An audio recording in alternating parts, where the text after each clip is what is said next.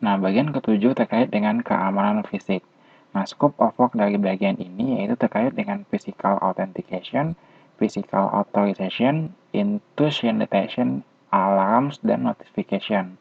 Lalu juga ada terkait dengan physical site protection, baik itu up security locks, gate, fence, dan metal bars. Lalu terkait dengan high security area protection, lalu facility guard. Nah, keuntungannya dengan menggunakan mengakseskan layanan ini akan menjadi lebih ekonomis, tidak memberatkan, tersedia sistem deteksi gangguan yang dihubungkan dengan outsourcer command center untuk merespon alarm. Kerugiannya ini ketika terjadi masalah dengan outsourcer akan sangat berisiko, karena outsourcer mempunyai akses terhadap organisasi. Nah, rekomendasinya itu dengan memberikan keseimbangan antara security, fisik, dan trusting terhadap fasilitas penting, dan meng-hire outsourcers yang mempunyai perangkat aman. Nah, bagian nomor 8 yaitu terkait dengan proteksi dari malicious software. Nah, scope of work dari layanan ini terkait dengan virus, worms, trojan, host protection. Lalu ada denial of the service avoidance and prevention. Lalu ada external attacks avoidance and prevention. Lalu ada internal misconduct dan negligence. Lalu ada content management, baik screening of the email, ada website blocking and monitoring, ada incident response plan and the procedures, ada forensic preparation and processing. Keuntungannya yaitu dengan mengetahui cara maintenance informasi tentang virus terkini, lalu bisa untuk mengembangkan dan pemeliharaan respon rencana insiden dapat dikerjakan dengan lebih baik. Nah, kerugiannya, jika pada perjanjian outsourcer tidak diwajibkan selalu available, mungkin penanganan gangguan bisa tertunda, dan bisa berkurangnya kemampuan internal untuk menangani masalah ini. Nah, rekomendasi yang diberikan yaitu dengan mencari outsourcer yang mempunyai keahlian cukup sangat disarankan, namun jangan lupakan transformasi dan upgrading staf internal secara periodik.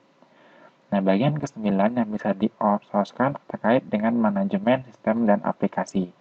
Nah, scope of work-nya terkait dengan sistem planning and acceptance, ada vulnerability management, yaitu patching, ada monitoring, intrusion detection, alerts, incident response, dan forensik. Keuntungan dengan meng-outsourcekan bagian ini itu dapat bekerja sesuai dengan spesialisasi, mempunyai kelengkapan lebih bagus, dan memberikan patching secara teratur, dan outsource biasanya merespon bahaya dengan tepat. Nah, kerugiannya jika menggunakan mengoutsourcekan layanan ini yaitu aplikasi dan sistem komputer merupakan bagian yang sangat penting bagi organisasi, dan pengaturan sistem dan aplikasi oleh third party dapat menyebabkan konsekuensi yang lebih parah. Nah, rekomendasi yang diberikan yaitu keputusan harus dibuat dengan sangat berhati-hati. Pertimbangkan seluruh risiko sebelum diputuskan untuk menggunakan jasa outsourcer. Nah, bagian ke-10 yang bisa di-outsourcekan terkait dengan pengembangan sistem dan aplikasi. Nah, scope of work-nya yaitu meliputi Secure System Development Lifecycle atau SDLC, ada Secure Programming Standard, ada Secure Coding and Testing Training, dan Security Oriented Testing. Keuntungannya dengan mengoutsourcekannya kepada pihak ketiga yaitu dapat digunakan untuk melatih staf internal dalam teknik programming dan testing. Kerugiannya sendiri yaitu agar dapat memberikan training yang bagus, staf third party perlu mempelajari aplikasi internal. Dan ada kemungkinan seseorang mencuri properti intelektual atau menyebarkan malware ke dalam source code. Nah, rekomendasi yang bisa diberikan yaitu diperlukan bantuan dari luar, setidaknya untuk membuat pengembangan dan melakukan training yang aman. Bagian ke-11 yang bisa di-outsourcingkan yaitu terkait dengan manajemen BCP dan DRP, yaitu ada scope-nya meliputi business continuity planning, ada disaster recovery planning, contingency planning, ada plan testing and correction, dan regular plan updating. Keuntungannya dengan meng-outsourcekan bagian ini yaitu biasanya tim outsource itu lebih ahli dan berpengalaman dalam membangun rencana kontingensi dan menggunakan kontrol yang tidak digunakan oleh perusahaan, dan biasanya juga outsourcingnya lebih profesional. Kerugiannya yaitu biasanya biayanya mahal, dan outsourcer tidak mempunyai pengetahuan tentang bisnis dalam perusahaan yang kita kelola. Nah, rekomendasi yang dapat diberikan yaitu akan lebih baik untuk memiliki satu third party atau lebih untuk mengerjakan rencana kontingensi.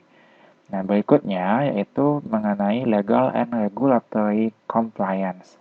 Scope of work dari pekerjaan ini yaitu development of policies and procedures for the compliance, ada review of the technical compliance, ada awareness and enforcement, ada auditing against policies and procedures. Keuntungannya dengan outsourcingkan perusahaan ini, biasanya perusahaan akunting dan legal dari luar dapat memberikan keahlian dan sumber yang biasanya tidak tersedia dalam organisasi. Lalu juga dapat melakukan audit dan memberikan rekomendasi. Kerugiannya itu adalah biayanya mahal. Nah, rekomendasinya, apabila perusahaan akunting tersebut melakukan pekerjaan dengan sangat baik, maka biaya bukan lagi masalah. Nah, dan terakhir yaitu mengenai media dan pemeliharaan data. Nah, scope of work-nya yaitu terkait dengan acquisition of media, ada use of media, deletion of data, dan disposal of media. Keuntungannya, metode pemeliharaan data lebih bagus dan lebih disiplin dalam mengolah data. Kerugiannya yaitu akan membiarkan third party mengolah informasi pelanggan perusahaan yang itu sangat berisiko dan dapat mengakibatkan pengungkapan informasi secara ilegal. Nah, rekomendasi yang bisa diberikan yaitu dengan memelihara data sensitif adalah hal yang biasa dalam perencanaan third party. Dan saat layanan third party dibutuhkan, pastikan ada jaminan bahwa data cukup terlindungi.